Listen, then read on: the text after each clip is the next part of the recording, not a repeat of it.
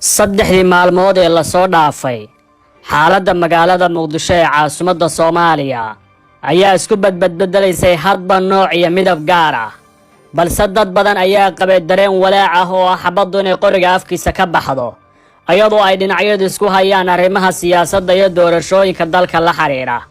tani waa dhacdo weyn oo saameyn ku yeelan doonta doorashada hadda loo madlan yahay ee madaxtinimada dalka. abaarakowdii habeennimo ee saqdii dhexe xagga Muqdisho iyo barqanimadii maanta waxaa la maqlay rasaas xoogan oo u dhaxaysa ciidamo Soomaali wada ah hubka iyo dareeska ay gashan yihiin uu yahay badankooda mid lagu gaday canshuurta shacabka iyo deeqda deyn ahaanta loo siiyo Soomaaliya. waa dhacdo kale oo saameyn weyn ku yeelanaysa arrimaha ku wajahan dib u dhiska dalkan muddada dheer ku jiray xaaladda adag. labada dhacdo mid ka mid ah waxa ay ka dhacday meel wax ka yar 1 kiiloomitir u jirta aqalka madaxtooyada gaar ahaan halka ay degan yihiin madaxda ugu sareysa ee dowladda federaalku waana agaarka hotelka Maayida. goobtan laba habeen ka hor waxa uu hoyday madaxweynayaashii hore Shariif Sheekh Axmed iyo Xasan Sheekh Maxamuud oo u degay halkaasi sidii halka loo yaqaan dalkiiska dahsoon ay ugu banaan bixi lahaayeen.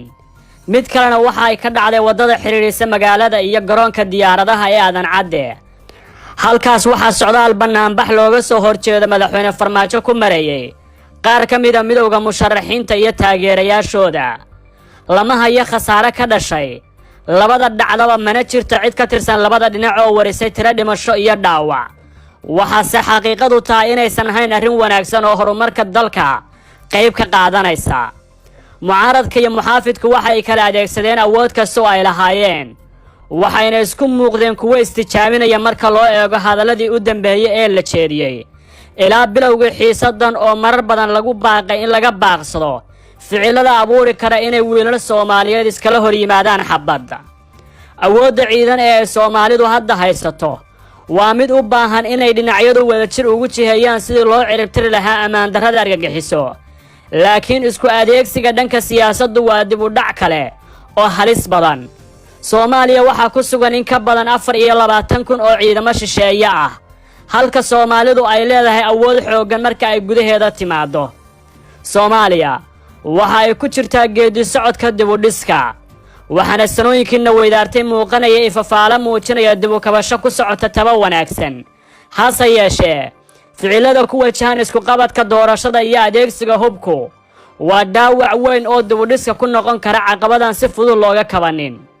mucaaradka xildoonka waxa ay walwal ka qabaan inaysan saameyn ku lahayn kan go'aan gaarista doorashooyinka waxayna hore u dejiyeen qorshaha ku wajahan banaanbaxan oo u muuqday mid ay awoodooda ku soo bandhigi lahaayeen.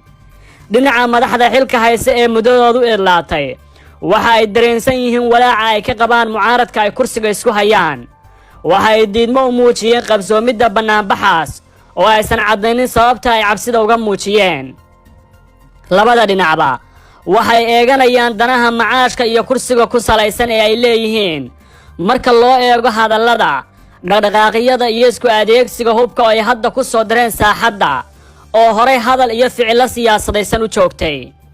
isku awood sheegashada qayladhaanta qabiilaysan iyo ficilada amarku taaglayntu waxa ay Soomaaliya dib ugu celin karaan meel laga soo gudbay. dadka badankiisu waxay rumaysan yihiin in dib loogu laaman doonin taariikhdii hore ee la soo maray. laakiin saadaasha labada dhinacba waxa ay tahay cadkan oo ku cunay ama ku ciideeyay. tubta doorashooyinku waxay hadda u muuqatay in isfahamkeedu uu soo dhawaaday wixii ka dambeeyay shirkii Baydhaba. waxaana maanta la filayay in Muqdisho uu ku soo dhamaado kuna dhexmari lahaa madaxda dowladda federaalka iyo dowlad goboleedyada kaas oo lagu saxiixi lahaa habraaca dhamaystirka heshiiskii 17 Sebteembar ee dhammaan dhinacyadu ay wada taageersanaayeen. wakiilada caalamiga ah ee Soomaaliya waxay saacado kadib dhacdooyinka Muqdisho muujiyeen walwalka ay ka qabaan ficilada dhacay. waxay ugu yeereen dhinacyadu inay xisan xirin wadiiqada wada hadalka.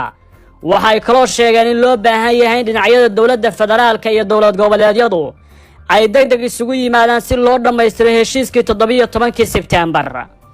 faragelinta shisheeyuhu kama marnaba dhammaan tallaabooyinka ka socda gudaha Muqdisho. dhinacyada oo dhani waxa ay taageero ka haystaan dhinacyo kala duwan oo ahayn shacabka Soomaaliyeed balse cidda dhibtu soo gaaraysa waa malaayiin shacab Soomaaliyeed oo muddo dheer la noolaa caqabadaha adag ee ay dowlad la'aantu baday. haddii ay Soomaaliya hore ugu burburtay gacmaha siyaasiyiin aan lahayn yool dhaafsiisan kursiga madaxtinimada ee dalka mar kale hadda oo la marayo 2021 dad badan waxay saacadihii la soo dhaafay ku beermeen walaac xoog leh oo ah inay dib u arkaan taariikhda oo ku soo laabata dadka waxgalka ee Soomaalida waxa uu yaala imtixaan adag oo ku wajahan isgoyskan halista badan dhinaca ay miisaanka u ridaan ma muuqdaan ilaa hadda cid isku xilqaantay in laga gudbo marxaladan lana wada aado hanaan ay dhinacyadu isku raacsan yihiin waxaana isimada iyo culimada oo noqon kara kuwa qaata doorkan ay qayb ka noqdeen la kala safashada badankooda dhinacyada laakiin wali waxaa jira dad samatalis ah oo wali qayb lixaad la qaadan kara